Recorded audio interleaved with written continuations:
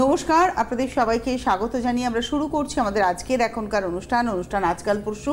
আর এই অনুষ্ঠান যার দেখুন, জ্যোতিষ শাস্ত্রটা অত্যন্ত পুরনো প্রাচীন একটা শাস্ত্র এবং অত্যন্ত গুরুত্বপূর্ণ একটা শাস্ত্র। আমরা যদি যখন ইতিহাস পড়ি, রাজরাজাদের ইতিহাস, বিভিন্ন বংশের, সেন বংশ, পাল বংশ বা তার পরবর্তী পর্যায়ে সুলতান বংশ, তার পরবর্তী পর্যায়ে মুঘল বংশ, আমরা দেখেছি এই রাজ জ্যোতিষীর একটা কিন্তু ভূমিকা থাকতো। প্রত্যেকটা রাজদরবারে রাজ চিকিৎসক, রাজনর্তকী, রাজ বৈদ্য, এরকমভাবে রাজ জ্যোতিষীর একটা ভূমিকা থাকতো। তার মানে বুঝতে হবে এই শাস্ত্রের প্রয়োগ, আমরা জানি বরাহ মিহিরের কথা। পরবর্তী পর্যায়ে যখন প্রযুক্তির অনেক উন্নতি হলো, তখন এই শাস্ত্রটার বহুল প্রচারিত হতে শুরু করলো। আর তখনই কিন্তু শুরু হলো কিছু গণ্ডগোল। ঠিক সেই মুহূর্তে দাঁড়িয়ে আমরা যদি বলতে পারি, এখন আপনি যেদিকে তাকাবেন, আমরা জানি অনেকেরই বিশ্বাস নেই, কিন্তু বিশ্বাসটা কেন করবেন জানেন তো? যে মানুষটি তার দীর্ঘদিনের অভিজ্ঞতার সঙ্গে একইভাবে চলে আসছেন, 1-2 বছরের পেশাগত জীবন আর একদিকে 42 বছরের পেশাগত জীবন, ডেফিনেটলি 42 বছরের পেশাগত জীবন, যে জীবনে তিনি এগিয়ে চলেছেন, সেই মানুষটি হচ্ছেন জ্যোতিষী অনন্যাদি। অনেক অনেক স্বাগত। আমি প্রথমেই বলবো এই চ্যানেলের সমস্ত কর্তৃবৃন্দ এবং টেকনিশিয়ান ভাই যারা দূর থেকে দূরান্তরে পৌঁছে দিচ্ছে এই প্রোগ্রামটি, এবং আপনারা দেখেও উপকৃত।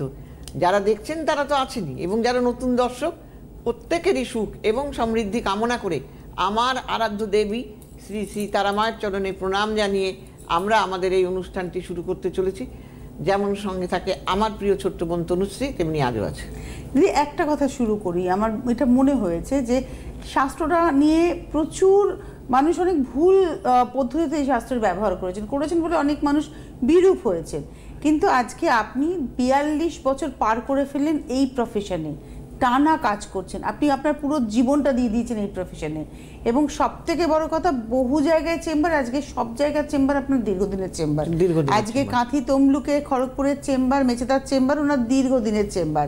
মানুষ ওনাকে ওইখানে মানুষ প্রায় পুজো করার মতো, মেদিনীপুরের মানুষেরা ভালোবাসেন অন্যদিকে। তো এটা তো একদিনে সম্ভব নয়। তার চাইতেও কি বড় কথা জানো, যে মানুষকে কাজ দেওয়া। হ্যাঁ, সেই কথাটাই বলছি, যে কাজটাই করুক না কেন, সেই কাজটাকে যদি সে ভালোবেসে করে না, অবশ্যই সেই কাজটা ভালো হতে বাধ্য। আর যদি দুচ্ছাই করে একটা কাজ করলো, ঠিক আছে দিয়ে দিতে হবে, দিয়ে দিলাম, হবে না। সেই কাজের প্রতি ভালোবাসা থাকলে অবভিয়াসলি সেই কাজটা সাকসেস হয়। সেটা আমি ধরো, সাপোজ আমি ঘরে একটা চাই রান্না করলাম বা ভাতই করলাম, সাধারণ কাজ এগুলো, এটা এমন কিছু নয়, কিন্তু সেটাই হয়তো একটু কম জাল পড়লো, জলটায় চাটা পানসে হয়ে গেল, বা একটু চিনি বেশি দিয়ে ফেললাম, এরকম তো হয়েই যায়। ভাতের বেলাও ঠিক তাই, ভাত বসিয়েছি তো হয়ে যাবে, কিন্তু দেখা গেল সেই ভাতটাই আমার নেগলিজেন্সির জন্য ভাতটা হয়তো বেশি ফুটে গেল, কাদা হয়ে গেল, বা সে শক্ত রয়ে গেল। কাজেই সেই জন্য আমি যে কাজটাই করি না কেন, সেই কাজটাকেই যেন আমাকে ভালোবেসে করতে হবে। আর সেই ভালোবাসা যদি কারোর মধ্যে থাকে, আমার মনে হয় সে যে কোনো কাজেই সে টিকে থাকতে পারবে। তো একটা কথা এখানে আমার খুব জানতে ইচ্ছা করছে, আমার প্রত্যেকটা ছক তো আলাদা ভাই। ধরুন একই সময় এই মুহূর্তে, ধরুন আজকে 2024 সালের 21শে জানুয়ারি, এই সময় এখন ঘড়ির কাঁটায় বাজে হচ্ছে 4:07। এই সময় একসাথে সারা বিশ্ব জুড়ে বহু মানুষের জন্ম হচ্ছে, বহু সন্তান, ছেলে মেয়ে নির্বিশেষে জন্ম হচ্ছে। প্রত্যেকটা মানুষ কিন্তু ইন্ডিভিজুয়াল। কেন? এবং এইখানে দাঁড়িয়েই মনে হয় জ্যোতিষশাস্ত্রের বিচার, একই মায়ের পেটে টুইন বেবি, দুজনের ভাগ্য কিন্তু আলাদা হয়। তার মানে এখানে গ্রহ নক্ষত্র কথা বলে। হ্যাঁ, অবশ্যই। দেখো, গ্রহরা কিন্তু নক্ষত্রের আলোয় আলোকিত। গ্রহ যদি নক্ষত্র আপনার অশুভ থাকে, তাহলে কিন্তু আপনার গ্রহটা খারাপ হয়ে গেল। কাজেই সেই জন্য গ্রহটাকে সবসময় দেখতে হবে, সেই গ্রহটা কোন নক্ষত্রে আছে এবং সে কি কোন গ্রহের সাথে আছে। হয়তো সে শত্রু গ্রহের সঙ্গে আছে, না সে মিত্র গ্রহের সঙ্গে আছে, এগুলো সমস্ত। সেই গ্রহটা কি নিচস্থ, সেই গ্রহটা কি দুর্বল অবস্থায়, বা সেই গ্রহটা কি কোনো অশুভ নক্ষত্রের দ্বারা দৃষ্ট, এইগুলোকে ভীষণভাবে দেখতে হয়। আমি ভীষণের গুরুত্ব দিয়ে থাকি। কাজেই এই গুরুত্ব যারা দেবে তাদের কিন্তু অবভিয়াসলি তার কাজ ভালো হবে। একটা টেলিফোন। হ্যাঁ, অবশ্যই। নমস্কার, কে রয়েছেন? হ্যালো। নমস্কার দিদি। হ্যাঁ, কে বলছেন? হ্যালো। দুর্গাপুর থেকে সঞ্জয় বিশ্বাস বলছি। হ্যাঁ বলুন। সঞ্জয় বিশ্বাস, দুর্গাপুর থেকে। কার সম্পর্কে জানবেন? নিজের সম্পর্কে জানবো। দেখেন এই অনুষ্ঠান? রেগুলার দেখি আপনার প্রতিটা প্রোগ্রাম। আচ্ছা আচ্ছা, দিদির প্রোগ্রাম আপনি প্রত্যেকটা দেখেন। আপনার জানাশোনা কেউ এসেছিলেন? হ্যাঁ হ্যাঁ, আমার এক বন্ধু গিয়েছিল, ওর গাড়ির ব্যবসা ছিল, খুব মার খাচ্ছিল, আচ্ছা, তো ওনার কাছে রেমেডি নেওয়াতে এখন 4-5 ট্রাকের মালিক। মানে আপনার বন্ধু উপকার পেয়েছে বলে আপনি দিদির প্রত্যেকটা এপিসোড দেখেন। হ্যাঁ হ্যাঁ হ্যাঁ। ডেট অফ বার্থ বলুন, আর একটা সময় নষ্ট নয়, ডেট অফ বার্থ। 10 ফেব্রুয়ারি 1974। কত? 10? 10ই ফেব্রুয়ারি 1974। 10 ফেব্রুয়ারি 1974। সময় সকাল 10:37। সকাল 10:37। 10ই কোথায়? 10ই ফেব্রুয়ারি। ফেব্রুয়ারি দুর্গাপুর। 1974, দুর্গাপুর। দুর্গাপুর। তার মানে এই ফেব্রুয়ারি মাস আসলে আপনার 50+ বয়স হবে। সময়টা কি? সময়টা সকাল 10:37। ও, সকাল 10টা, দুর্গাপুর। হ্যাঁ হ্যাঁ হ্যাঁ।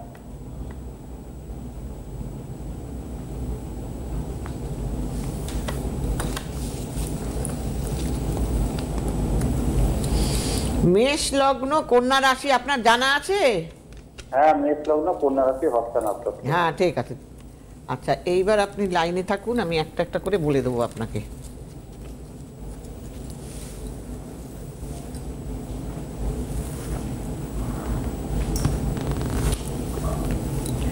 আচ্ছা, এইবার আমি,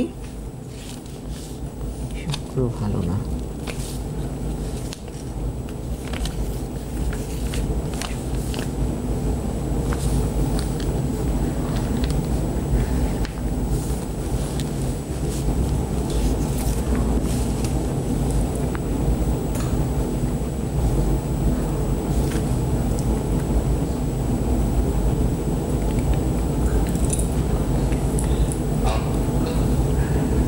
লাইনে থাকুন, আমি বলছি। প্রথমত আমি যেটা হরোস্কোপের মধ্যে দেখতে পাচ্ছি, আপনি বেটে নন, লম্বা এবং খুব স্ট্রেট কাট কথা বলেন, যাকে যা বলেন, আর পরোপকারী। আপনি নিজের কথা ভাবেন না, কাউকে যদি কিছু কমেন্টস করেন সেটা আপনি ভীষণভাবে রক্ষা করেন, তাই কিনা বলুন? হ্যাঁ হ্যাঁ দিদি, একদম ঠিক। দ্বিতীয় নম্বর কথা, এই ছক ইন্ডিকেট করে প্রচুর অর্থ রোজগার করার ছক। হ্যাঁ, কিন্তু এই ছক প্রচুর অর্থ রোজগার করার ছক হয়েও এই ছকের দ্বারা আপনার রোজগার ভালো হচ্ছে না, কারণ না না, আপনার ব্যবসার কারক গ্রহ হলো শুক্র। সেই শুক্র কিন্তু দাহ্য যোগে আক্রান্ত, রবির তেজে সে নিস্তেজ এবং সে দারিদ্র যোগে আক্রান্ত, যার কারণে কিনা আপনার ব্যবসা ভালো যাচ্ছে না। বলুন তো, ভুল না ঠিক? 100% ঠিক। হতে বাধ্য, কারণ ছক কথা বলে ওঠে। আর এই মুহূর্তটা যেন আপনার বেশ 2 বছর ধরে খারাপ যাচ্ছে, হ্যাঁ সবসময় মনে হচ্ছে এইটা ছেড়ে আর একটা করি, তাই না? হ্যাঁ হ্যাঁ। দেখেছো মানে কথা। আপনি বললেন যে ওনার অনেক রোজগার করার যোগ। আপনি কি কোনো সময় জীবনের কোনো না কোনো সময় অনেক রোজগার করেছেন? আমি একদিনে 4 লাখ টাকা অবধি হায়েস্ট রোজগার করেছি। তাহলে মানে এমনও দিন গেছে যে একদিনে আপনি 4 লাখ টাকা রোজগার করেছেন? দেখো ছক কেমন কথা বলে। একদম দিদি, এবং না অভিজ্ঞতা, আপনার অভিজ্ঞতা, এই ছকটাকে এত সুন্দর রিড করলেন, এখন অবস্থা ভালো নয়? না, একদমই না। এটা 2 বছর 2.5 বছর ধরে ওনার খারাপ যাচ্ছে, ভুল না ঠিক বলুন তো? দিদি বলছি, এই অবস্থা থেকে আমি ফিরে দাঁড়াতে না, পারবো? আগে বলুন আপনার লাস্ট 2 বছর 2.5 বছর, মানে 3 বছর ধরুন খারাপ যাচ্ছে। লাস্ট 3 বছর। 3 বছর নেই, একদম অঙ্ক, এটা অঙ্ক। তাহলে এখান থেকে কি উনি বেরোতে পারবেন? এইবার অবশ্যই উনি বেরোতে পারবে। তার জন্য আপনি এই ছকটা কাউকে দেখিয়ে দিন। তার দ্বিতীয় নম্বর কথা, আপনার ছকের মধ্যে আপনি ডিসিশন নিতে পারেন না, সবসময় না দুটো মন আপনার মাঝে, ডুয়েল ক্যারেক্টার। দ্বিতীয় নম্বর কথা, কেমুন্দ্রুম যোগ হওয়ার জন্য আপনার এই কেমুন্দ্রুম যোগের জন্য কি হলো, ঋণের মধ্যে পড়ে যাওয়ার ছক। আপনি কি ঋণে জড়িয়েছেন? আবার মনে জড়াননি, জড়াবেন, যেটা বাকি আছে সেটা হয়ে যাবে। মানে ঋণে এখন উনি জড়াননি, কিন্তু ছকটা বলছে। হ্যাঁ, বিয়ে হবে আদৌ? বিয়ে না হয়েছে, বেঁচে গেছেন। বিয়েটা দাঁড়ান, এবার বলছি কেন বেঁচে গেছেন। কেমুন্দ্রুম যোগ থাকলে আর আপনার মাঙ্গলিক দোষ, এই মাঙ্গলিক দোষ এবং কেমুন্দ্রুম যোগ, এই দুটো যোগ আপনি ঠিক করুন, তা না হলে কিন্তু বিয়ে আপনার হবে। কারণ বিয়ের ঘর খালি থাকলে বিয়ে হতে চায় না। হ্যাঁ, আপনি ইমিডিয়েট কাউকে দেখিয়ে অবশ্যই যদি চেষ্টা করেন এই বছর হয়তো আপনার বিয়ে হয়ে যেতে পারে। কিন্তু আপনার অর্থনৈতিক জায়গাটাকে ঠিক বলছি করুন। দিদি আপনার কাছে গেলে সুরা হবে তো, আমি এটাই জানতে চাই। অর্থনৈতিক জায়গাটা আমি যা বললাম তাই যদি মিলে থাকে তাহলে জানবেন আপনি। আমি বলবো কেন, আপনি আমার কাছে আসুন।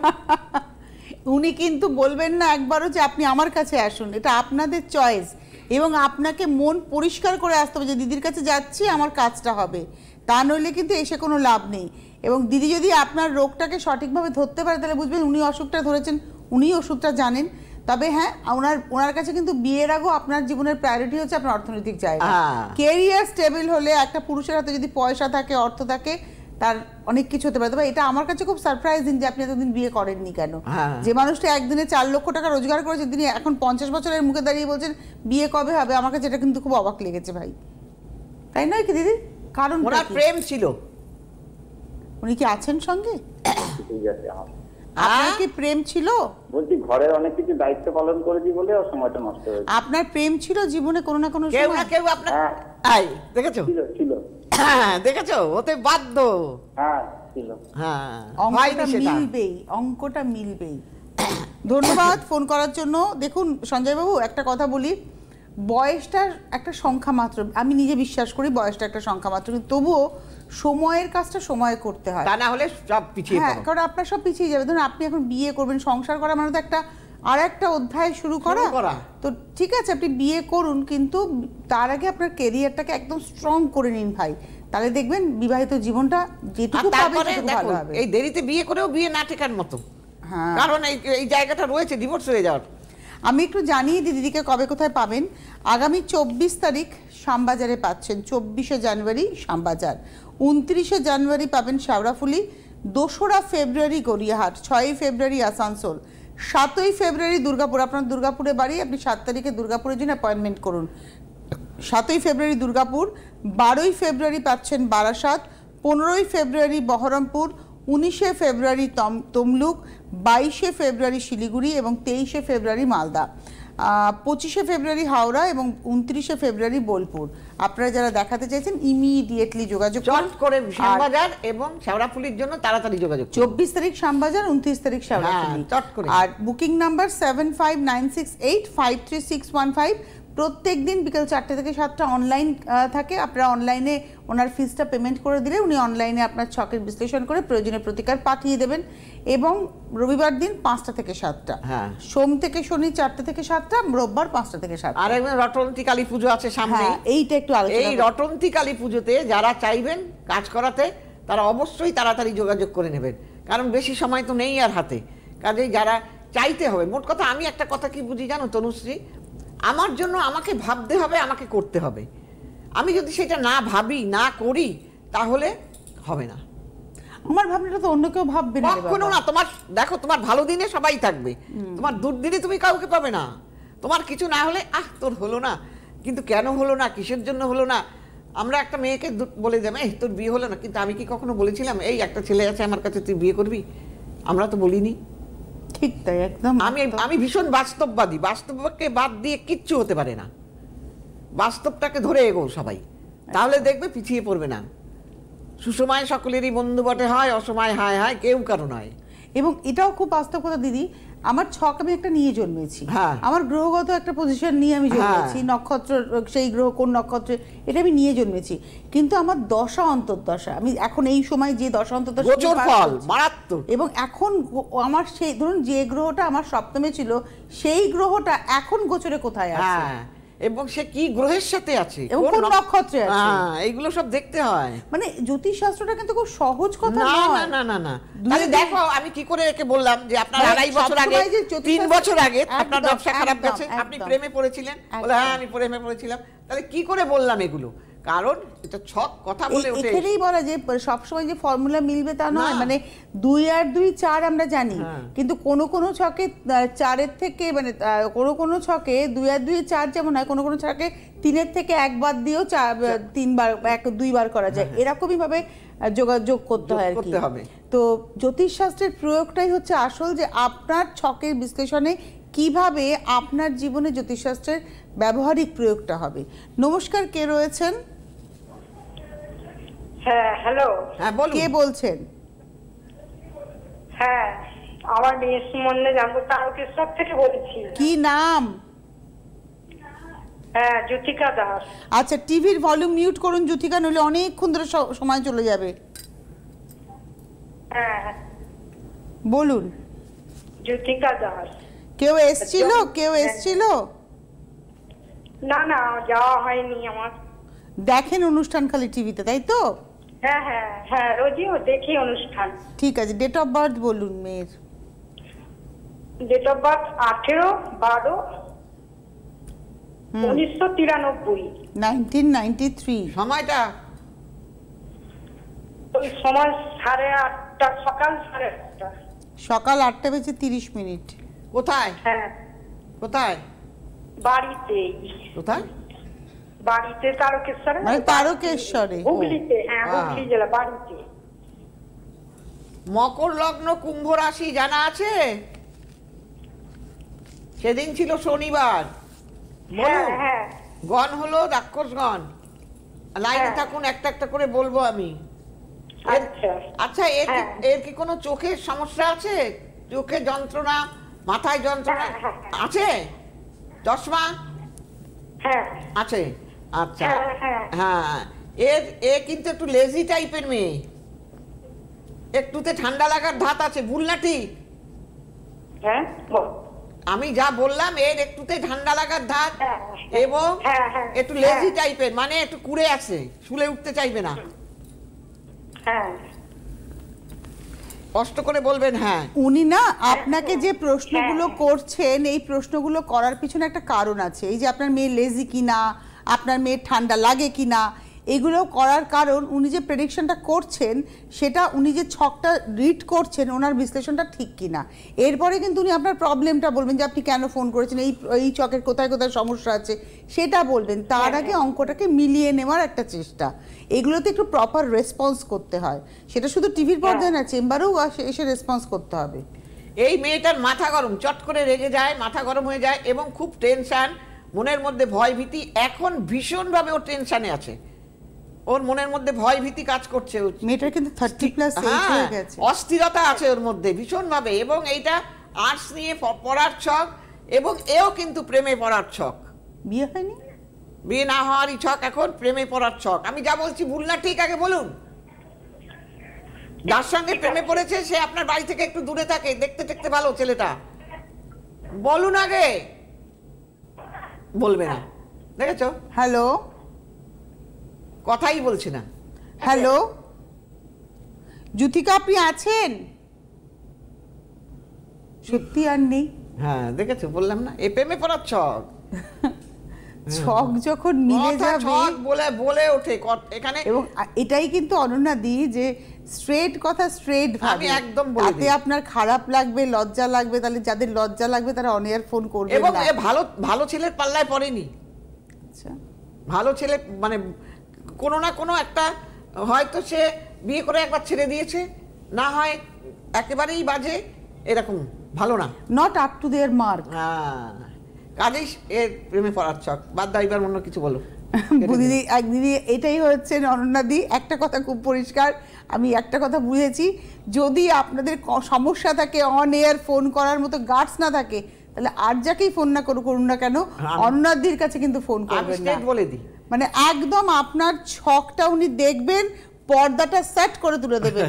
এবার তাতে আপনার ভালো লাগলে ভালো, এমন বলে দেবো যেটা টিভির পর্দায় বলতে পারি না। আপনার ভালো লাগলে ভালো, ভালো না লাগলে ভালো না। এই মানে আগের ছকটাও তার প্রমাণ, এই ছকটাও তার প্রমাণ। একদম। তো যারা চাইছেন যে আমার জীবনটাকে পরিবর্তন করতে, আমি ডেফিনেটলি যে জ্যোতিকার, মানে আমি জানি না জ্যোতিকা নিজের কিনা, তার মেয়ের নাম জ্যোতিকা কিনা, মানে আপনি চাইছেন আপনার মেয়ের একটা স্টেবল জীবন, তাহলে আমি বলবো কোনো কিছু না করে সোজা চলে আসুন তারকেশ্বর। এরকম একদিন যেন অনলাইনে না আমার বুক থেকে ফট করে বেরিয়ে গেছে। এক ভদ্রলোক বয়স্ক ফোন করেছে, দিদি আমার মেয়ে বিয়ে করতে চাইছি না। আমি না ফট করে বলে ফেললাম, আপনার মেয়ে বিয়ে করবে কি করে, বিবাহিত ছেলের সঙ্গে তো সে সম্পর্কে জড়িয়ে গেছে। লোকটা না সত্যি কম, আমি ভাবলাম মনেই বয়স্ক মানুষ কষ্ট পেলো, বলছে দিদি সত্যি তাই। আমি এইটা বলি যে তারকেশ্বর থেকে যিনি ফোন করলেন, ওনাকে শাওড়াফুলিটাই ওনার কাছে হবে। হ্যাঁ, আপনি বরং চলে আসুন, ওখানে এসে কথা হ্যাঁ, বলুন। এই সামনে রটন্তী কালী পুজো রয়েছে, ওই দিনটাকে আপনি আপনার মেয়ের জীবনের পুরো পরিবর্তন, ধরুন আপনি চাইছেন এই ছেলেটার সাথে সম্পর্কটা হ্যাঁ, যাতে একদম না কাট হয়, করে দাও। একদম সেটাও করে দেওয়া যাবে। নমস্কার, কে রয়েছেন? হ্যালো, হ্যাঁ বলুন। নমস্কার। আমি আমার মেয়ের সম্বন্ধে একটু জানতে চাইছিলাম। আপনার নাম? আমার নাম হচ্ছে বিনিতা দাস। হ্যাঁ, এবার বলুন ডেট অফ বার্থ।